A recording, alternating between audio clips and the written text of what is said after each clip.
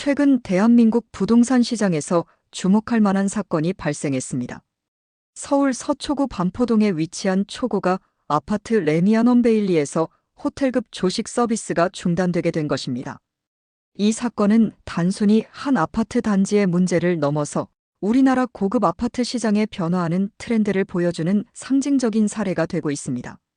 레미안 베일리는 어떤 아파트일까요? 이곳은 지난해 12월 28층 133.95제곱미터 면적이 개인 간 거래를 통해 106억 원에 계약되면서 국내 부동산 시장에 엄청난 충격을 안겨준 곳입니다. 3.3제곱미터당 2억 6,114만 원이라는 가격으로 국내 공동주택 거래 사상 최고가 수준을 기록했습니다. 말 그대로 평당 2억 원 아파트 시대를 연 주인공인 것입니다. 이처럼 엄청난 가격에 거래되는 아파트이기에 레미안 베일리는 입주 당시부터 차별화된 서비스를 약속했습니다. 지하 4층, 지상 35층 총 23개 동으로 구성된 2,990가구의 대단지로 2023년 8월 입주를 시작했습니다. 재건축 당시부터 입주민 전용 호텔식 식음 서비스 제공을 약속하며 큰 관심을 끌었습니다. 레미안 베일리의 조식 서비스는 정말 호텔급이었습니다. 평일에는 중식과 석식을, 주말에는 조식과 중식을 제공했으며 한 끼 가격은 1만 5천 원 선이었습니다. 미슐랭 레스토랑처럼 오감 만족의 경험이 가능하도록 아르데코 스타일의 구조와 장식 그리고 식욕을 돋게 하는 오렌지 컬러로 생동감 있는 분위기를 연출했습니다. 카페 공간도 조성되어 있어 사우나나 수영을 마치고 커피 한 잔과 함께 여유를 즐길 수 있도록 했습니다. 심지어 배송 로봇까지 구비되어 있어 새로운 경험과 편리함을 제공했습니다. 그런데 최근 이 아파트 입주민들이 기존 식음 서비스를 제공하던 신세계 푸드와의 재계약을 하지 않기로 결정했습니다. 그 이유는 무엇일까요? 바로 추가 비용 때문이었습니다. 신세계 푸드 측은 예상보다 이용객이 적어 지속적인 적자가 발생하고 있다고 설명했습니다. 서비스를 계속 유지하기 위해서는 가구당 월 1만 원의 추가 요금이 필요하다고 요구한 것입니다. 기존에도 한 끼에 1만 5천 원이라는 결코 저렴하지 않은 가격이었는데 여기에 추가로 매월 1만 원을 더 내라는 것이었습니다. 입주민들은 이 문제를 놓고 투표를 실시했습니다. 총 2,260명의 입주민 중 56.7%에 해당하는 1,282명이 재계약에 동의하지 않는다고 답변했습니다. 과반수가 넘는 입주민들이 추가 비용을 지불하면서까지 조식 서비스를 유지하고 싶지 않다는 의견을 표명한 것입니다. 더욱 흥미로운 것은 추가 요금 지불 의향에 대한 설문 결과였습니다. 응답자의 75.9%인 1,719명이 추가로 부담하지 않겠다는 입장을 보였습니다. 4명 중 3명이 1만 원의 추가 부담도 원하지 않는다고 답한 것입니다. 사실 레미안 베일리만의 문제는 아닙니다. 최근 신축 아파트를 중심으로 조식 서비스가 큰 인기를 끌며 고가 아파트의 상징으로 자리 잡았지만 실제로는 시설 유지가 쉽지 않은 것이 현실입니다. 업체들의 추가 비용 요구나 운영상의 어려움 때문입니다.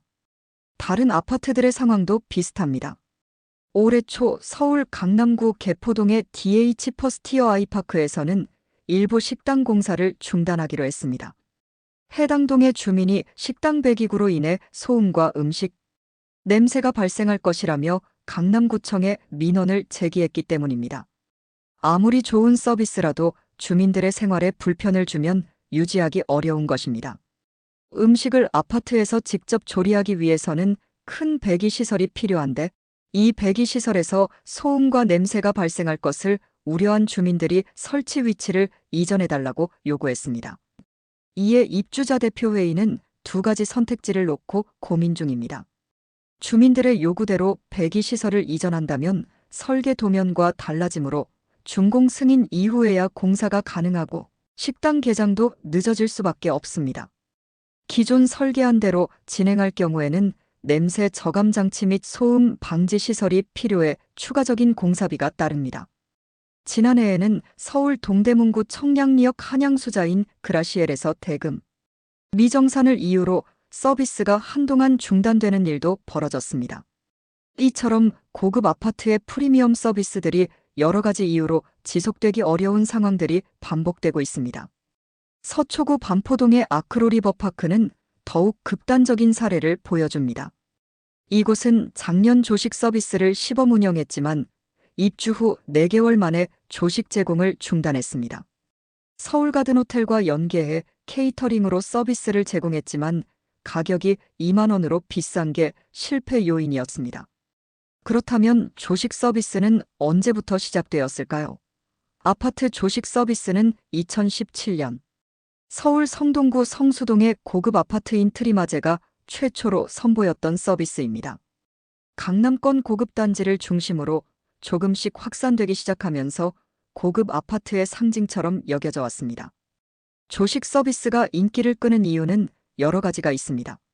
12인 가구 및 맞벌이 가구가 증가하고 고물가 환경이 지속되면서 점점 조식 서비스에 대한 수요가 늘고 있기 때문입니다.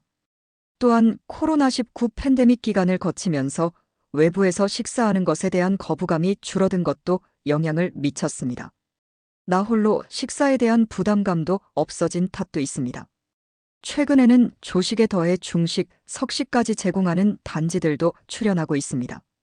서울 강동구 고덕동의 고덕 그라시움처럼 조식 배달 서비스를 진행하는 곳도 있고, 서울 송파구 가락동 헬리오시티는 전국 최초로 중식과 석식 뷔페 서비스를 제공해 눈길을 끌고 있습니다.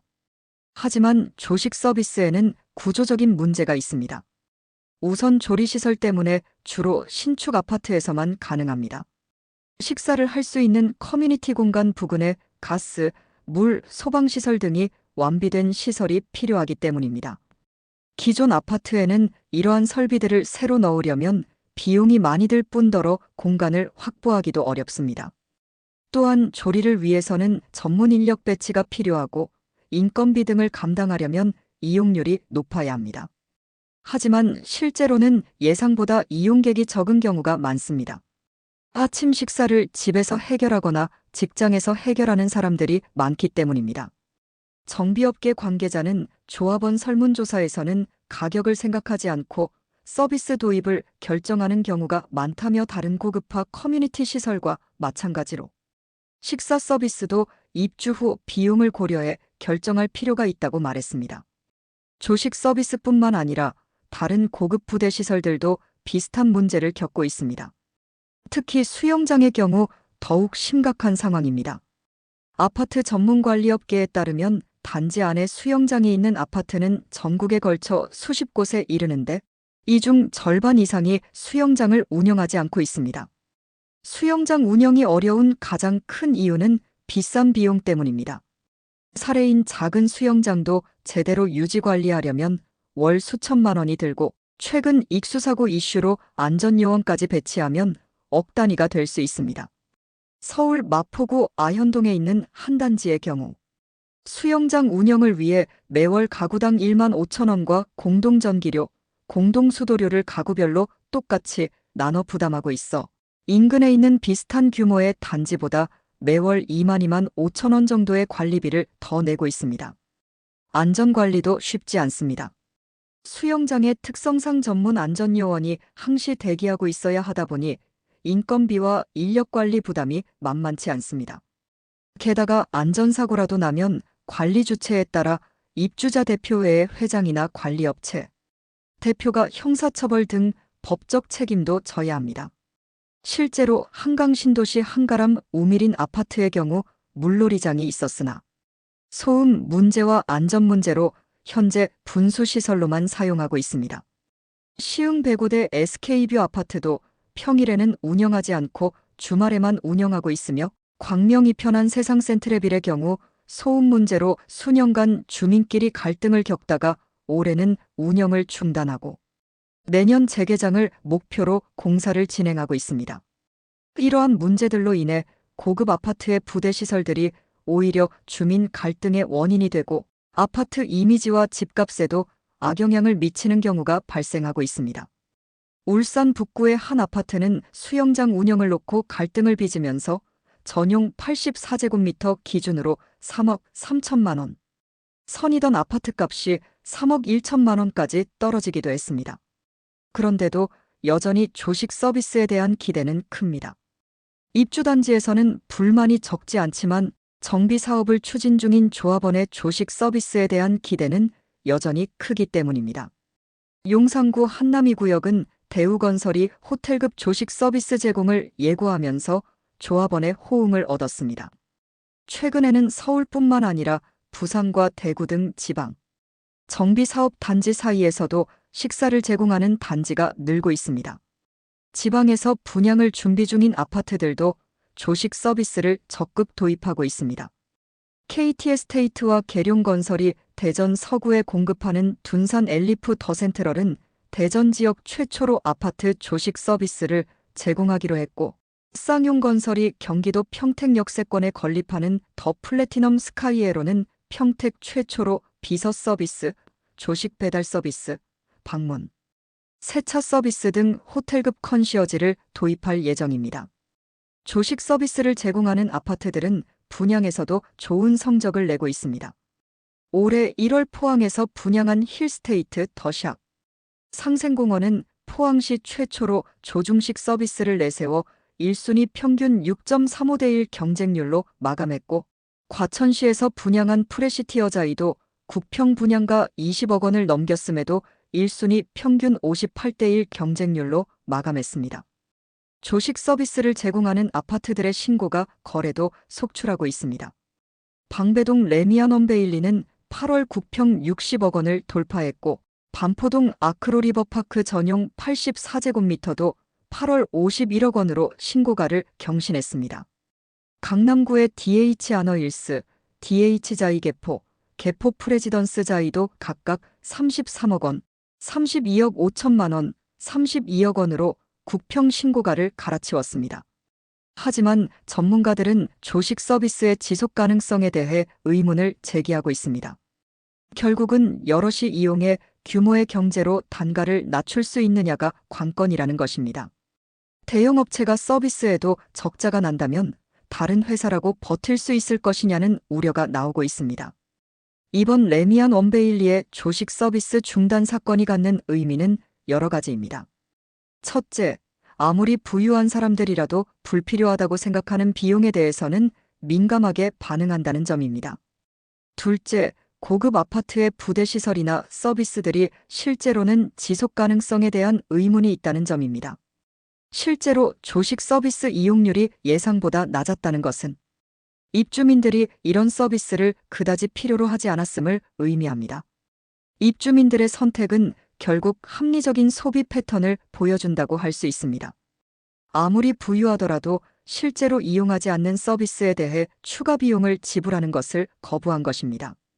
이는 우리나라 부유층들도 과시적 소비보다는 실용적 소비를 선호하는 방향으로 변화하고 있음을 보여주는 사례라고 볼 수 있습니다.